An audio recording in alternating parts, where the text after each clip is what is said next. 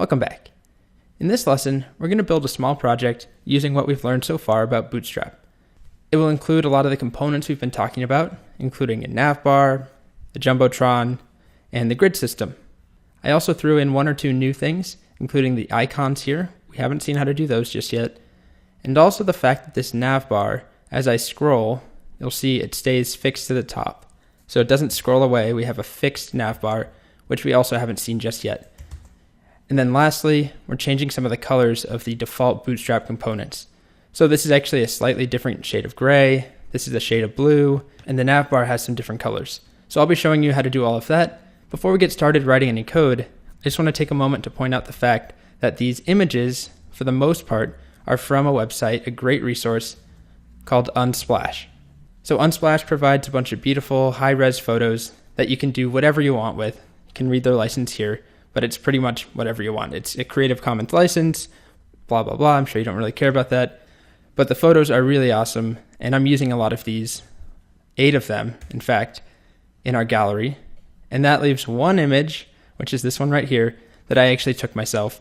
I've been taking a photography class, and this is the first thing I've taken that looks half decent, I think, even though compared to these ones, it's not looking so hot.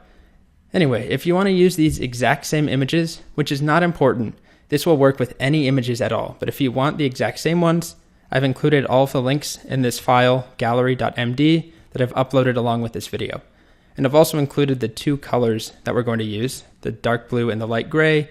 Okay, so with all of that out of the way, let's now get started on the project.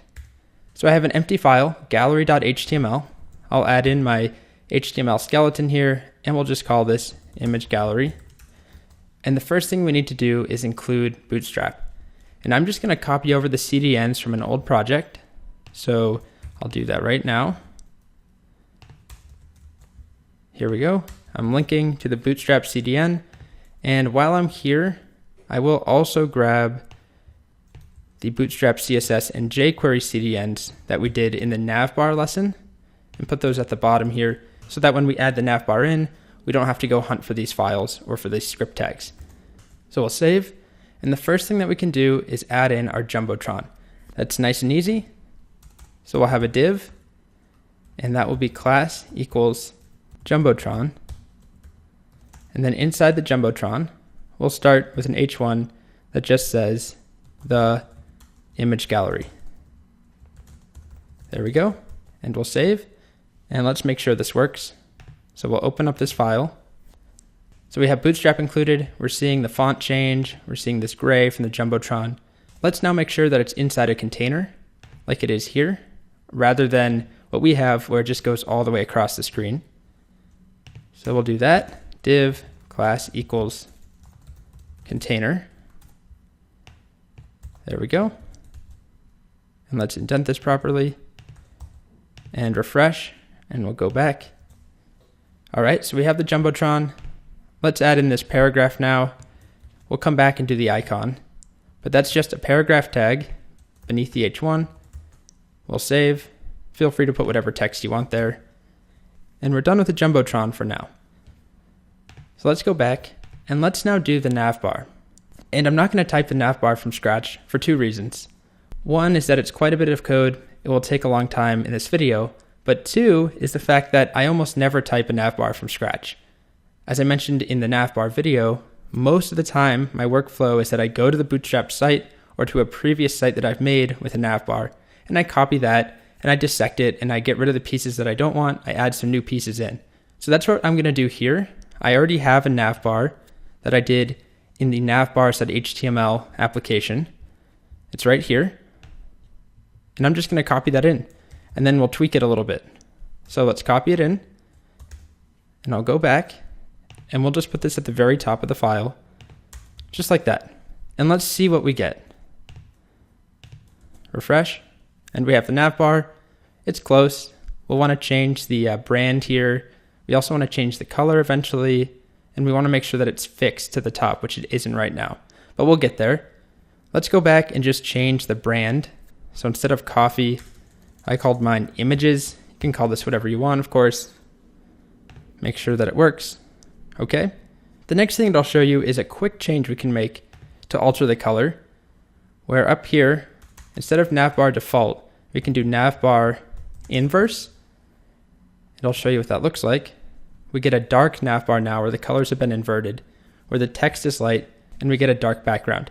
It's still not the blue color that I'm going for over here, and the font is also not white, but we'll come back and fix that. This is close enough for now. Now we can focus on the actual image gallery, on that grid down here. And let's start by looking at how it behaves on the solution. So it starts with 3 images going across, and then as I resize, it goes down to 2, and then it goes down to 2, and then finally at the small size, it goes to 1, as you can see here, and we have 1 image going across. Let's begin by setting up the grid for this large size where we have 3 going across. Remember, we have 12 units total, so if we want 3 going across, we're going to designate each of them as 4 units. So let's set that up just below our Jumbotron. Still inside the container though, we'll just do div class equals row, and then inside of that, we'll have div class equals, and we want it to be 4 units, so we'll do column large dash 4 and hit enter. And we can start by just putting some text here, and then I'll duplicate that because we want 3 of those. And I won't worry about fixing the indentation yet because we're going to make a bigger change in just a moment. But let's refresh, and we get those 3 columns going across. So the next thing that we want to do is get some images going. And I'll start by just taking the URL of my Golden Gate Bridge photo, and we're going to add an image tag rather than text. So image source equals that, the Golden Gate Bridge URL, and I'll just paste that 3 times and save. And if we go back, we have a problem, which is that that image is huge.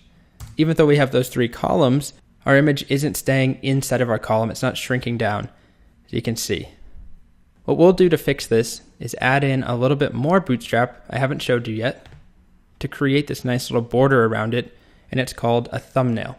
All we need to do is write a div with class equal to thumbnail, and then whatever image we put inside of it will be scaled down to fit inside the column. And it also gets this little border here, which I think looks pretty nice. So to do that, I'm actually going to get rid of what we have with those 2. Just go back to 1 single image and add in a div class equals thumbnail. Indent that properly. And we wrap that around the image and save. Now if we refresh, you'll see that we get a single image that takes up the appropriate amount of space inside that grid. This is the column, and it has a little border around it, and the image isn't gigantic, which is great. So let's make sure it works if we duplicate this. So this is 1 image. Let's duplicate it 3 times and see what happens. Refresh, and there we go. We have 3 images. I'll go ahead and add 6 more in so that we have 9 total like we do here. And we actually don't have to add separate rows. We can just put them all in the same row. So I'll copy all 3 that we have so far 2 times and save. That will give us 9 images. And if I refresh, you'll see that they automatically wrap to the next line. So we only have to have 1 row and add in those columns, and it automatically knows if we want each image to take up 4 units, then that means 3 per row, and then we need 3 rows of images.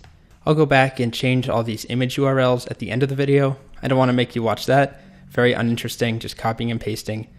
But let's focus on the rest of this grid. So right now, as soon as I hit medium, it goes to 1 image across, which is not what we want. What we're looking for is 2 images across at that medium breakpoint. And then after the medium breakpoint, which is there, we hit small, and we still want it to stay at 2. So to fix that, in ours, where it goes to 1 immediately at the large breakpoint or at the medium breakpoint, and then small and extra small stays at 1, we can go back in here and we'll change all of these. I'm going to select and hit Command D to select all instances of column large 4, and then I'll hit the left or right arrow to move the cursor, and now I can edit them all at once. And what I want to do, I could add in column medium 6 because we want 2 per row. And that will work. And if I go back and refresh, you'll see they stay at 3 per row. And then I hit the medium breakpoint and they go to 2. But then I hit small and it jumps to 1. And ours, when we hit small, the solution stays at 2. So to fix that, rather than doing column medium 6, we can do column small 6 and go back again. Refresh this version. We hit medium, we go to 2. We hit small, we stay at 2. And then we go to extra small and we're at 1 image per row. Perfect. So that's all we have to do for the grid, and we're done with most of the functionality here. Very, very quick to get that up and running. What we want to focus on now are some of the colors and also the icons. I'll start by showing you how we add icons using Bootstrap. So on Get Bootstrap, if you go to Components, there are these glyph icons up top, and there's a bunch of them to pick from. And we'll find one that we want to use. And the one that I'm using, I'll just do a search for, I think it's camera. So there's this camera here, and I'm actually not using that camera. It's slightly different. The one that I'm using is a more retro camera, and I'll show you how to add that in. It's actually not part of Bootstrap. But let's start with the regular camera that comes with Bootstrap. So we write glyphicon and then glyphicon-camera. And if you scroll further down, you can see where they explain how to use it. You create a span where class is equal to glyphicon and then glyphicon dash the name of the glyphicon. So let's copy this span in, and we'll start by doing it inside the H1. Just put it at the very beginning of the H1, and we want glyphicon dash camera. And we'll save and refresh. And just like that, we can get a camera in there. And if we want a space, we can either do it through padding, or we can just add a space right there, and we get a space. We can do the exact same thing for the navbar. And I used one, I think it's called photo. Go double check up here. We can do a search on this page for photo, picture. There it is. Glyphicon dash picture. So we'll go up to the navbar brand right here, and we paste in that span again. And then inside the span, the class should be glyphicon picture. And we'll add a space there as well. We go back to our site, refresh, and we now have the little picture there, and we also have the camera. Next, let's tackle the navbar, and we'll start by making it fixed to the top. So you can see right now the navbar scrolls away, but on the solution, it stays there. And to do that, it's a single class that we have to add to our navbar. So right up here, we want navbar dash fixed dash top. And save. And if we refresh, you'll see it's fixed to the top. There is one small issue, which is that our content is now behind it a little bit, and we want it to have that normal spacing above the Jumbotron. What we need to do is add a little bit of padding to our body. And it happens to be 70 pixels. The Bootstrap docs will tell you that if you ever forget, 70 pixels of padding is what we want. That's the width of the navbar. So we'll go here, and we'll create a style sheet now, and I'll call it gallery.css, and then inside, select body, padding, top, 70 pixels, and then we need to add that in, link to that style sheet, which is gallery.css. Now let's make sure that's working.